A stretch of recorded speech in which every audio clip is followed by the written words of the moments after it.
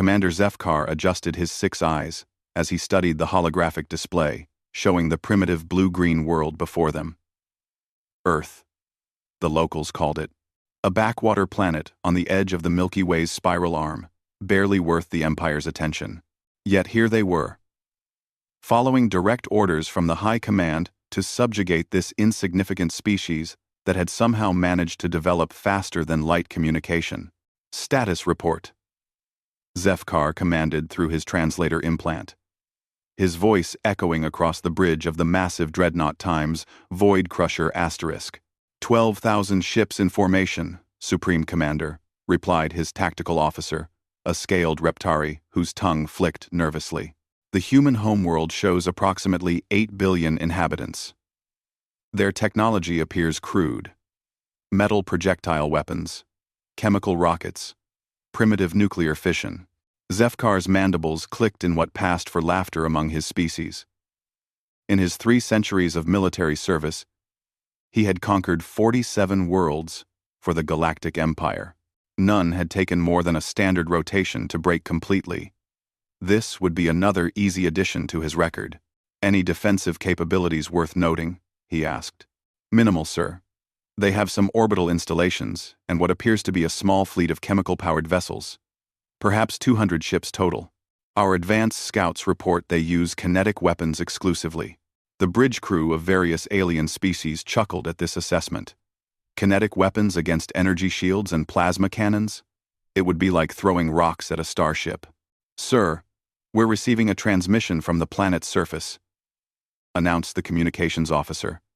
A tall, thin ethereal whose skin glowed faintly blue. Put it through, Zefkar ordered. The main view screen flickered to life, revealing a human face. The creature was remarkably unremarkable. Bipedal. No natural armor. Small teeth. Weak-looking limbs. It wore what appeared to be a simple uniform in blue and gold. This is Admiral Sarah Chen of the United Earth Defense Force, the human said, her voice steady despite the massive fleet hanging in her sky.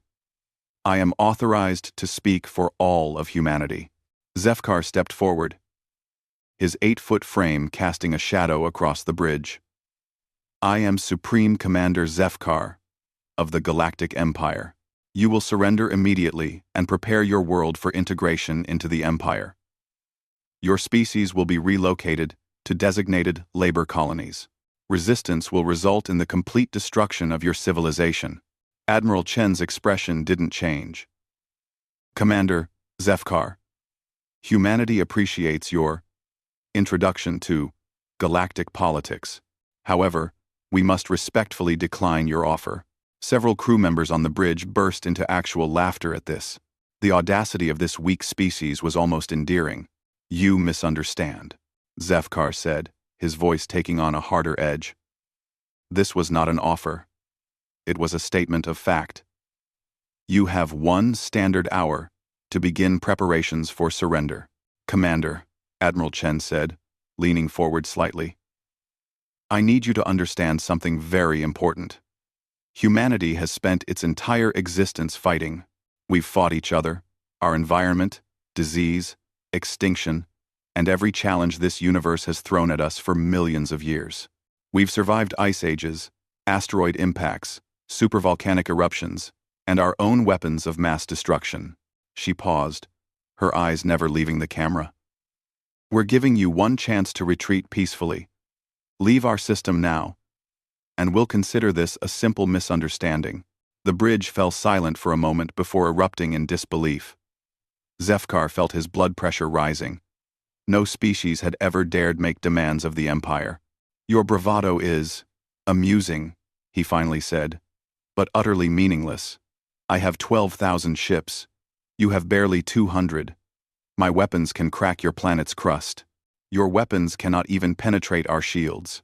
Commander, Admiral Chen said quietly, you've never fought humans before, have you? Something in her tone made Zefkar pause. There was no fear there, no desperation, just a cold certainty that he found oddly unsettling. Your point being? Every species you've conquered before had something to lose. Cities, art, culture, peaceful ways of life. They surrendered because they wanted to preserve something. Admiral Chen's lips curved into what humans called a smile, but there was no warmth in it. We're different. We've been preparing for this conversation for 70 years. 70 years? Zefkar's tactical officer whispered. But first contact was only established yesterday. Admiral Chen nodded as if she'd heard the whisper. The moment we detected your energy signatures at the edge of our system, we knew what you were. We've seen your handiwork on other worlds. The slave colonies.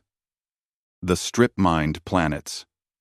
The extinct species. Zefkar felt a chill run down his exoskeleton. How could these primitives know about the Empire's methods? We've been watching you, Admiral Chen continued. Learning about you.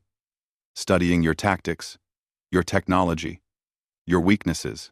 Did you really think a species capable of faster-than-light communication hadn't developed better sensors than you imagined?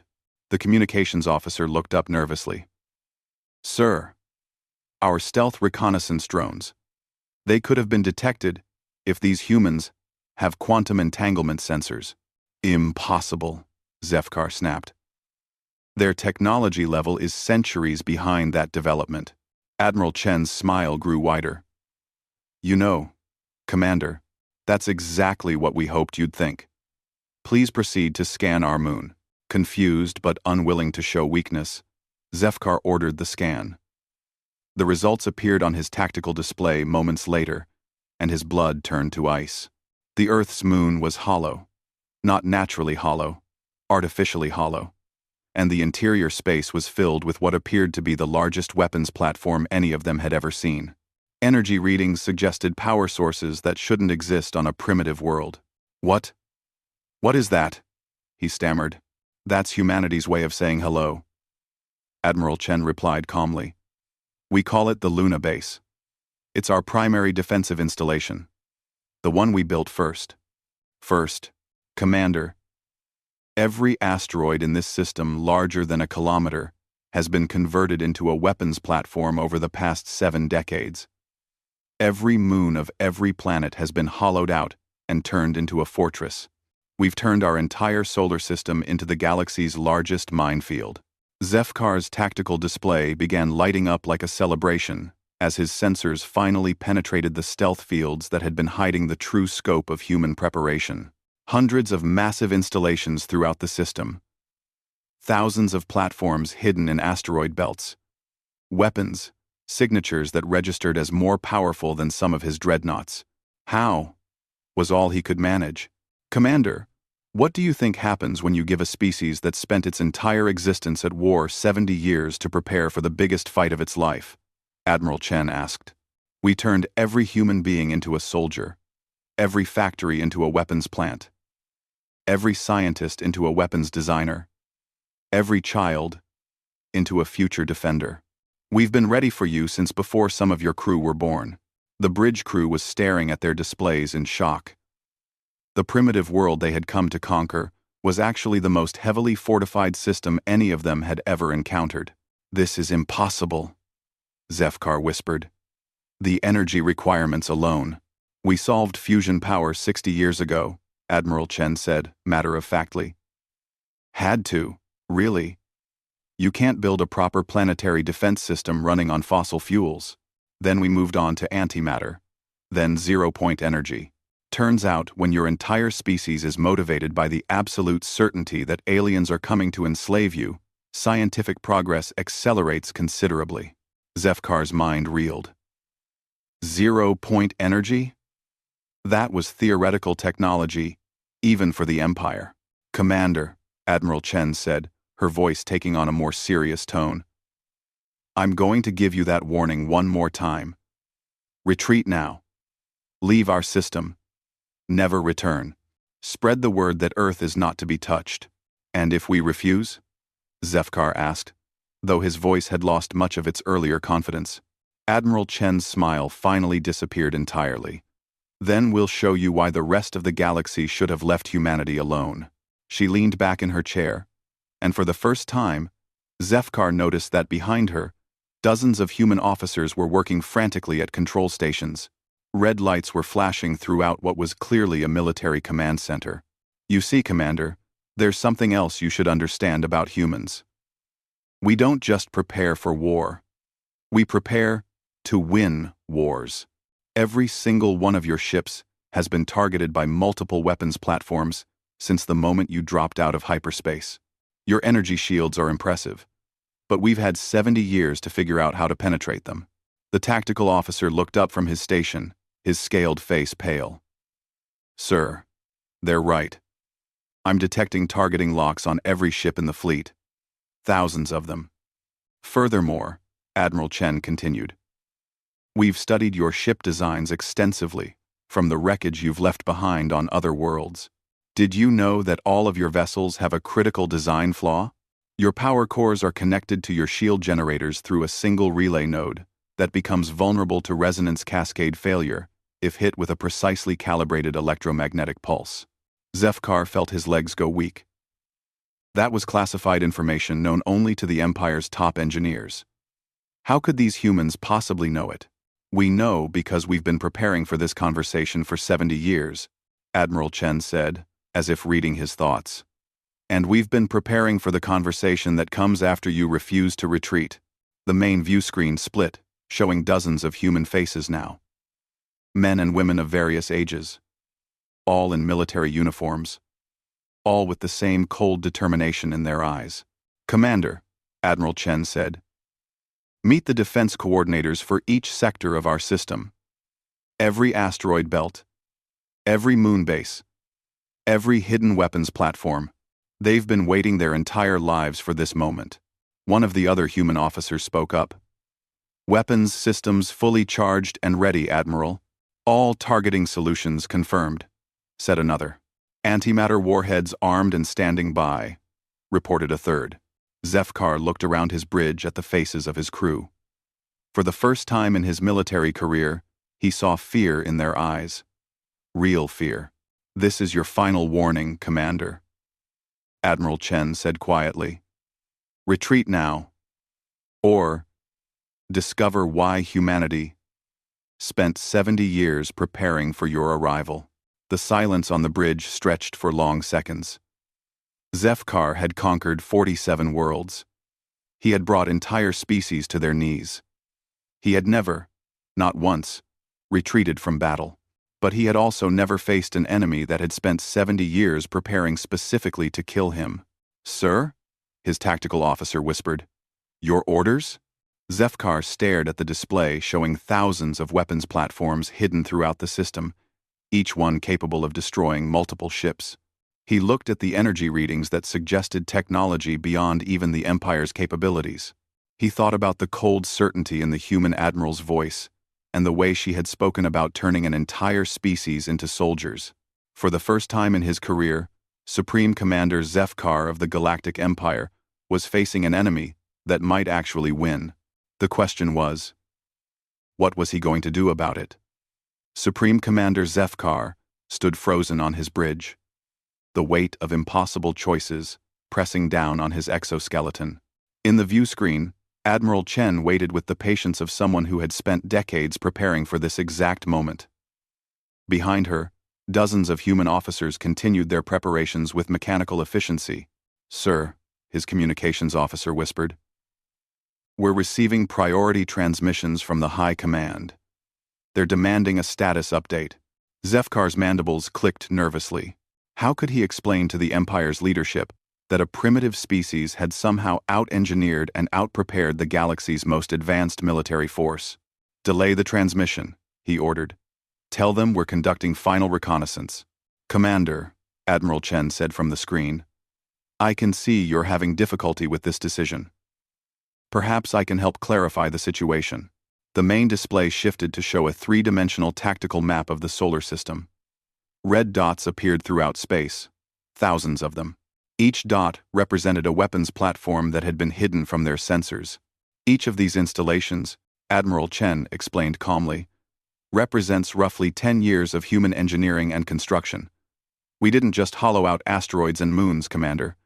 We turned them into something new. The display zoomed in on one of the smaller asteroids.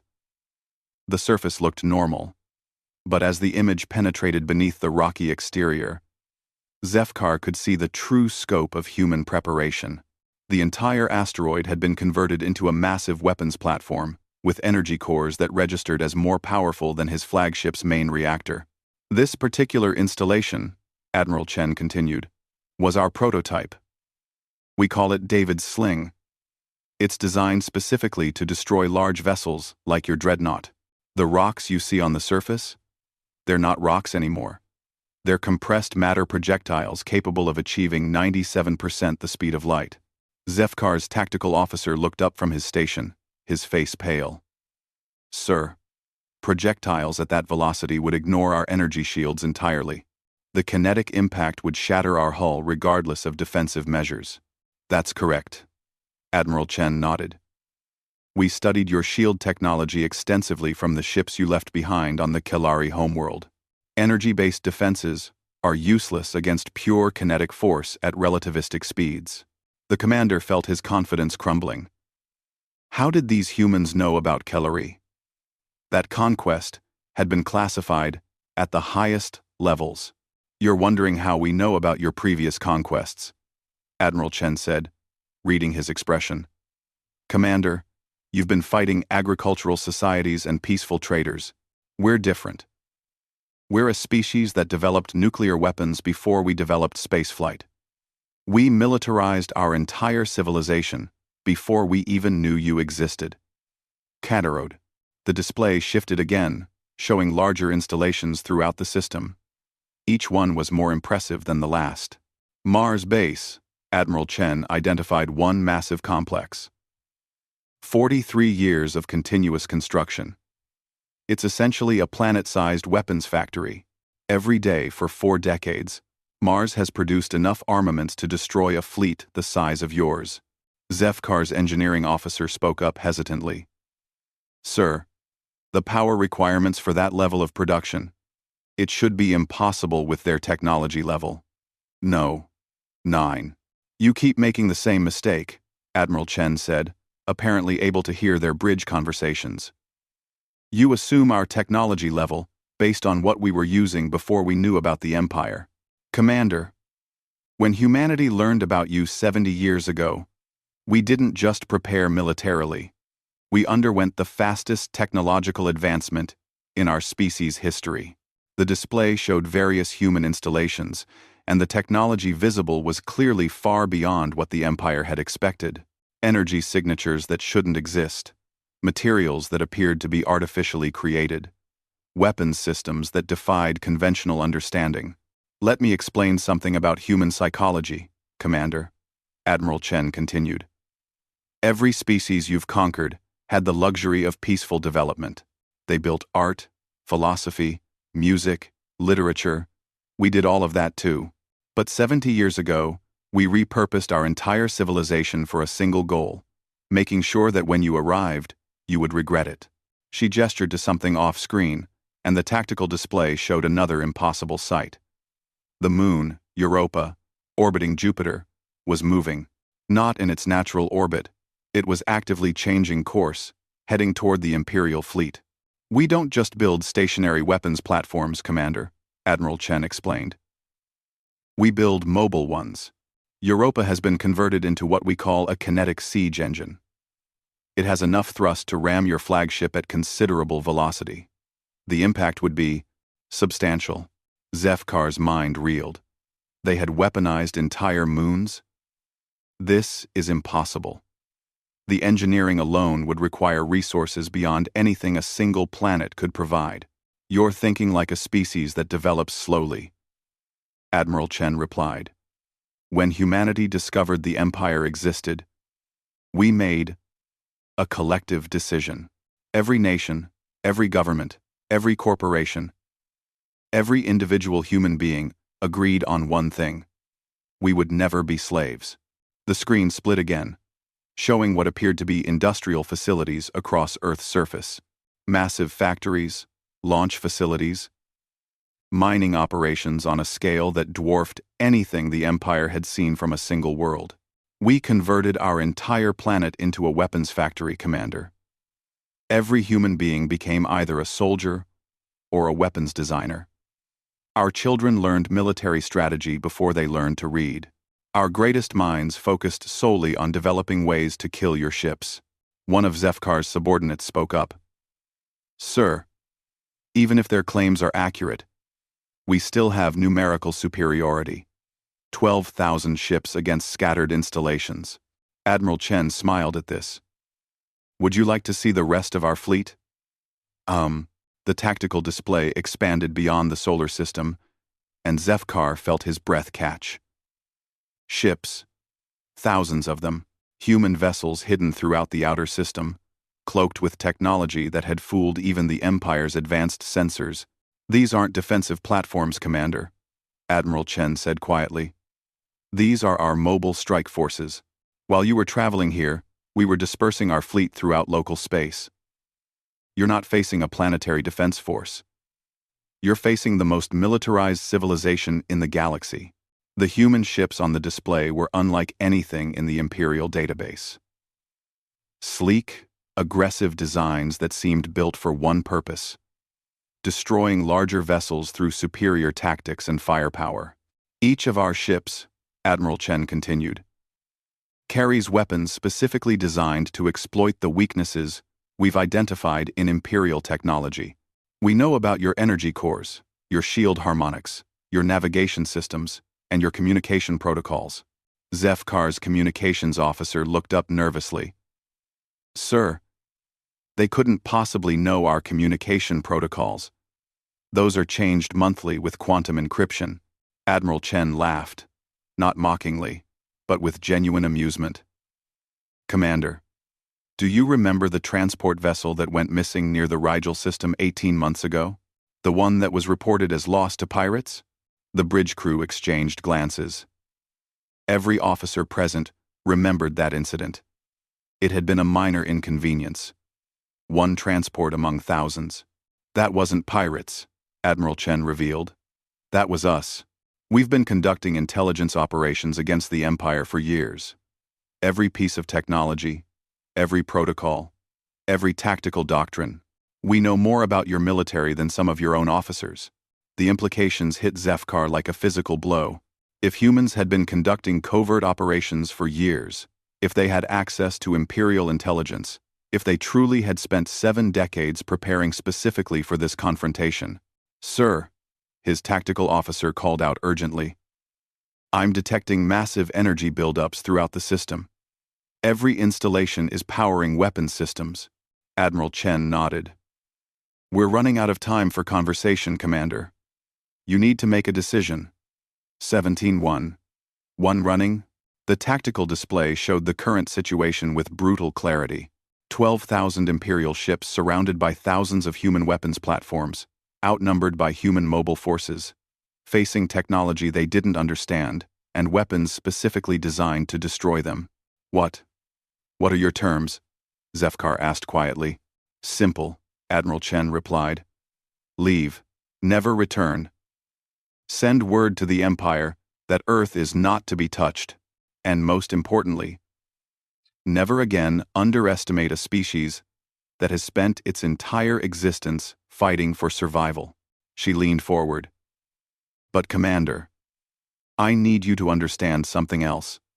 This offer expires in exactly 60 seconds. After that, we will demonstrate why the galaxy should fear humanity. Zefkar looked around his bridge. His officers were staring at him, waiting for orders. Some looked terrified. Others looked angry. All of them looked to him for answers he didn't have. Admiral, he said slowly, hypothetically, if we were to accept your terms, what assurance do we have that humanity won't use these weapons against other worlds? Admiral Chen's expression grew serious. Commander, humanity has one goal: to be left alone. We don't want to conquer the galaxy. We don't want to build an empire. We want to explore, to learn, to grow as a species without the threat of enslavement hanging over us. She paused. But if any species threatens our freedom again, if anyone attempts to make humanity slaves, we will respond with everything we've built. And after 70 years of preparation, That response will be absolute. The countdown timer on his display showed 30 seconds remaining. Sir? His tactical officer whispered. Zefkar had conquered 47 worlds for the Empire. He had built his reputation on never backing down, never showing weakness, never accepting anything less than total victory. But he had also never faced an enemy that had spent 70 years preparing specifically to kill him and everyone under his command. The timer showed 15 seconds. For the first time in his military career, Supreme Commander Zefkar of the Galactic Empire was about to make a decision that would change everything. 10 seconds. 5. All ships, he announced over the fleet communication channel, his voice steady despite the hammering of his hearts. Prepare to withdraw from the system. The silence on his bridge was deafening. In the view screen, Admiral Chen nodded once, a gesture of respect between military professionals. A wise choice, Commander, she said quietly. But even as his fleet began to turn away from Earth, Zefkar couldn't shake the feeling that this was far from over. Humanity had revealed its strength today, but the Empire would not simply forget about the most heavily armed planet in the galaxy. The war hadn't started today, but it was definitely coming. 6 months later, Supreme Commander Zefkar stood before the High Council of the Galactic Empire, the most powerful beings in known space, arrayed before him in judgment. The council chamber was a massive sphere of crystalline walls that seemed to stretch into infinity, with each member's species represented by their unique atmospheric requirements and gravity fields. High Chancellor Mordek, a towering crystalline entity whose voice resonated through quantum frequencies, spoke first. Explain to this council, Commander, how a single primitive world caused the retreat of 12,000 Imperial vessels. Zefkar had spent months preparing for this moment, reviewing every detail of the encounter, analyzing every piece of data his ships had gathered. The truth was still difficult to accept. Even for him. Honored Council, he began, his voice carrying across the chamber. Humanity is not primitive. We made a fundamental error in our assessment. Error? The voice belonged to Counselor Vex Thigh, a floating mass of neural tissue that spoke through bioelectric pulses. Your reconnaissance indicated a species that had barely achieved spaceflight. That assessment was deliberately cultivated by the humans themselves, Zefkar explained. For 70 years, they have maintained the appearance of technological inferiority, while secretly developing weapons and defenses specifically designed to counter our capabilities. The council members exchanged glances, or whatever passed for communication among their diverse species. High Chancellor Mordek's crystalline form pulsed with a deep blue light, indicating skepticism. You expect us to believe that a species confined to a single solar system developed technology superior to our empire. Zefkar activated the holographic display he had prepared. The chamber filled with the three-dimensional tactical map of the Sol system as it truly existed. Thousands of hidden weapons platforms, entire moons converted to fortresses, a level of militarization that defied conventional understanding. They didn't just develop superior technology, honored Chancellor. They weaponized their entire civilization. Every human being became a soldier. Every facility became a weapons factory.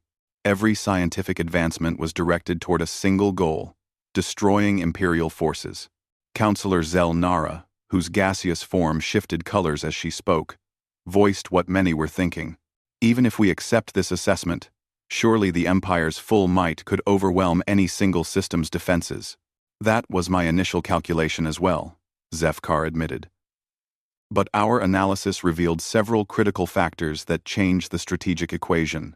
The display shifted to show detailed scans of human weapons technology, energy signatures that exceeded Imperial standards, materials that appeared to violate known physics, designs that suggested centuries of advanced development compressed into decades.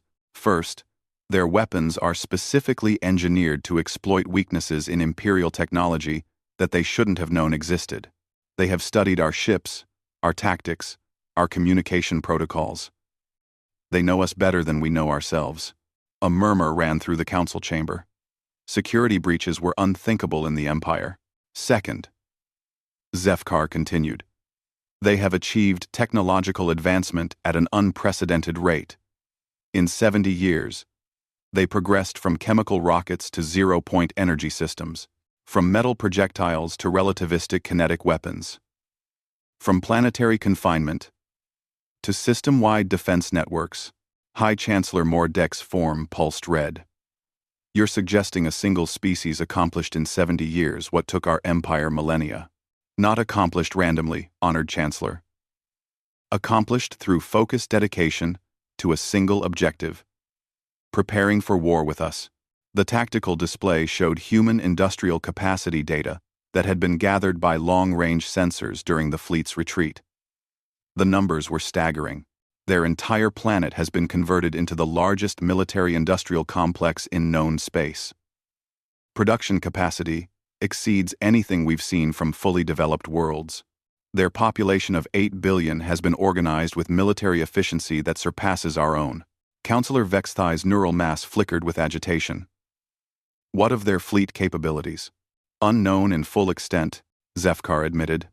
Our encounter revealed thousands of ships using stealth technology we couldn't detect.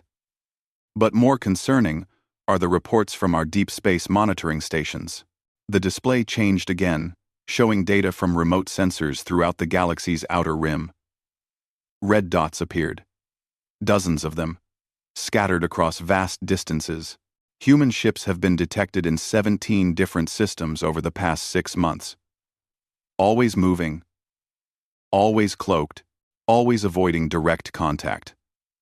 They're conducting reconnaissance operations throughout Imperial space. The silence in the council chamber was profound. No enemy had ever penetrated Imperial borders so extensively.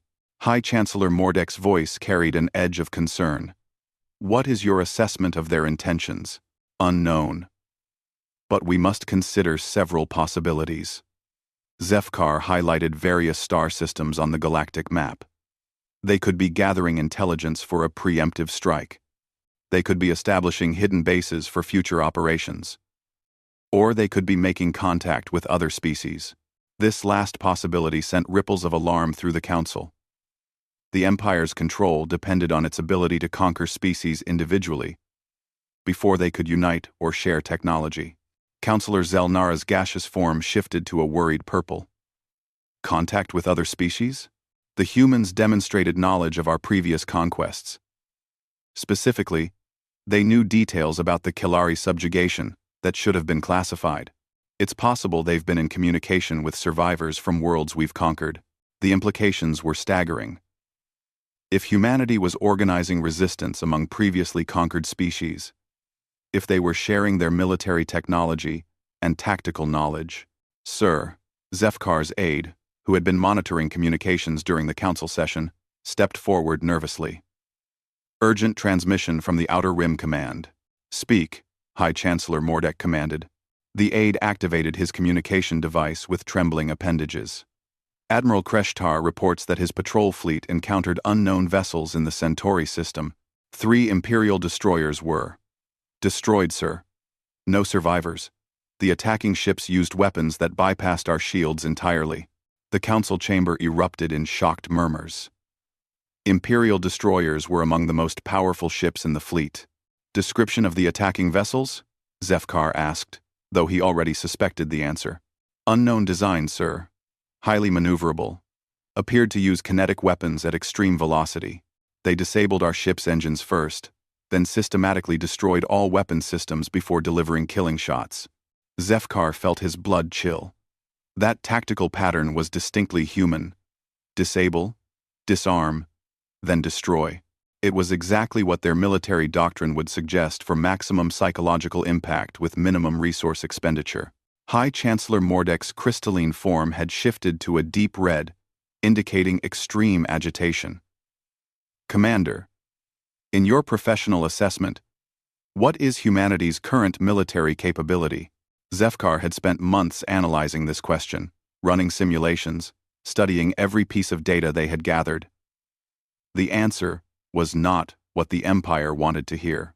In my assessment, honored Chancellor, humanity currently represents the most significant military threat the Empire has ever faced. The chamber fell silent. In 5,000 years of expansion, The Empire had never encountered an enemy it couldn't defeat through overwhelming force. Their advantages are multifold. Zefkar continued. Superior weapons technology, specifically designed to counter our capabilities. Industrial capacity that exceeds our own. A population completely committed to military objectives. Knowledge of our tactics, technology, and strategic positions. And most importantly, the element of strategic surprise. Counselor Vex Tai's neural mass pulsed rapidly. Surely you're not suggesting that a single system could threaten our entire empire? No, Counselor. I'm suggesting that humanity is no longer confined to a single system. They're mobilizing throughout the galaxy, and they've had 6 months to prepare while we've been debating our response. The tactical display showed the current known positions of human ships. The dots were spreading, multiplying, appearing in systems throughout Imperial space. Furthermore, Zefkar added, we must consider the possibility that they have shared their technology with other species. If the Kalari, the Zephyrians, the Altarians, and the dozens of other conquered peoples suddenly have access to human weapons and tactics, the implications hung in the air like a poison cloud. The Empire's control was based on technological superiority and overwhelming force. If that advantage disappeared, if conquered species suddenly had the ability to fight back effectively, High Chancellor Mordek's voice was quiet when he finally spoke.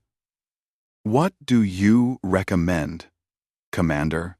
Zefkar had known this question was coming, and he had spent months considering his answer.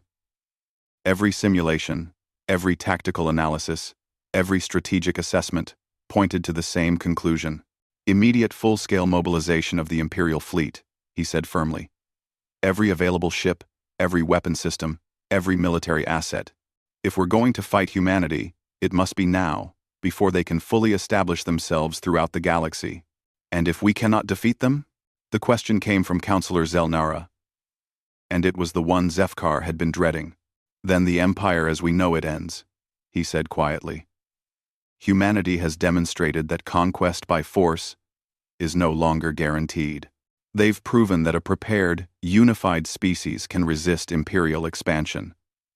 If word of their success spreads to other worlds, if conquered species begin to believe they can fight back, he didn't need to finish. Everyone in the chamber understood the implications. High Chancellor Mordek's crystalline form pulsed through several colors before settling on a cold blue. Authorization is granted for full Imperial mobilization. You will command the largest fleet in our history, Commander. Bring me either human surrender or human extinction. Yes, honored Chancellor. As the council session ended and Zefkar prepared to leave, he couldn't shake the feeling that they were already too late. Somewhere out in the darkness between stars, human ships were moving with purpose. Somewhere in the hidden depths of space, the most militarized species in the galaxy was preparing for the war that would determine the fate of countless worlds. The Empire had ruled through fear for 5,000 years. But they had never fought humans before. And humanity, as Admiral Chen had made perfectly clear, had been preparing for this war for 70 years. The real question wasn't whether humanity could win. The question was whether anyone else in the galaxy would survive when the fighting was over.